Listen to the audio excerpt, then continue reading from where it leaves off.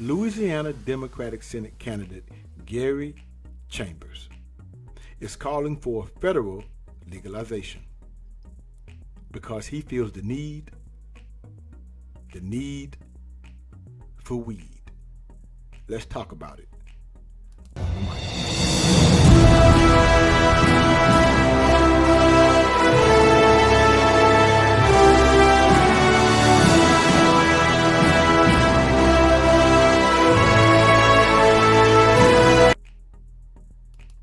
Hello, good people. This is your guy, Mr. Educator, Mr. Communicator, Mr. Free Thinker, coming back at you live once again from the Lone Star State with another edition of the Meter Mike Speaks.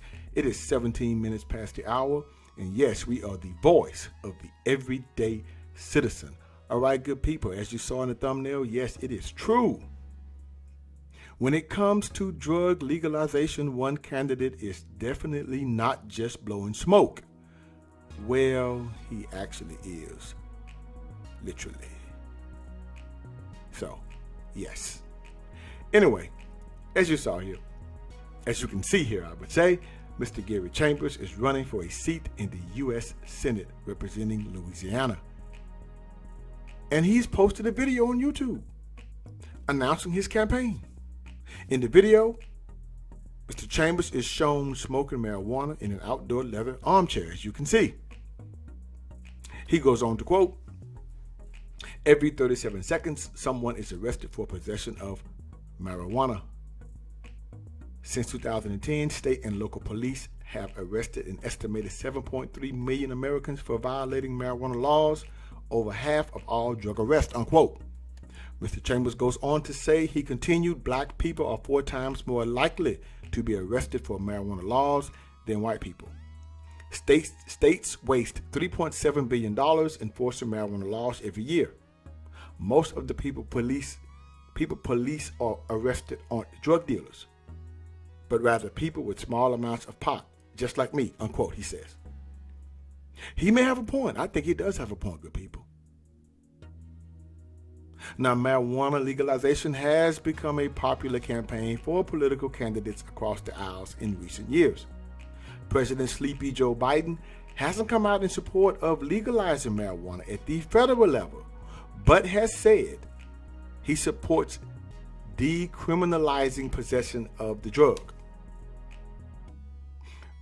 Well, Mr. Sleepy President, if you decriminalize it, then, or you are in support of decriminalizing it, then one can't help but think that you are somewhat in support of it.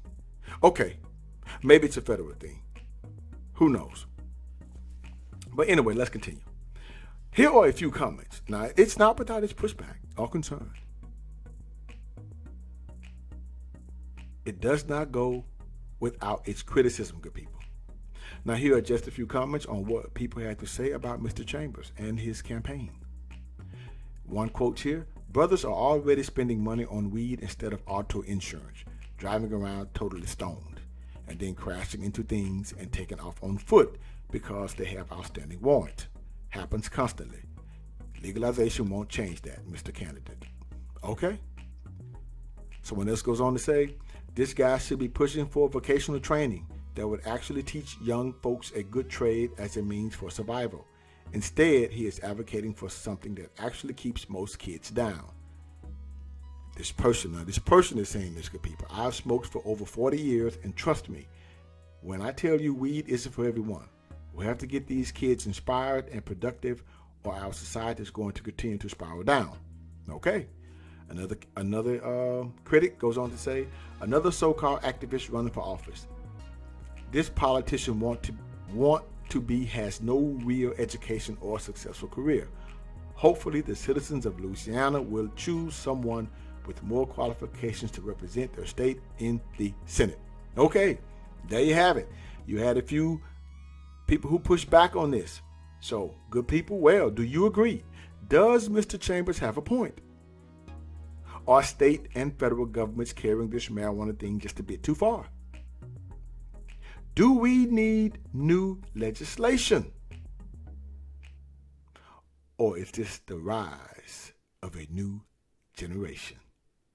Until next time, this is your guy, Mr. Educator, Mr. Communicator, Mr. Free Thinker. Subscribe, share, and like to keep me rocking on the mic. Have a good night. Soon it won't be long. Keep on, keep running.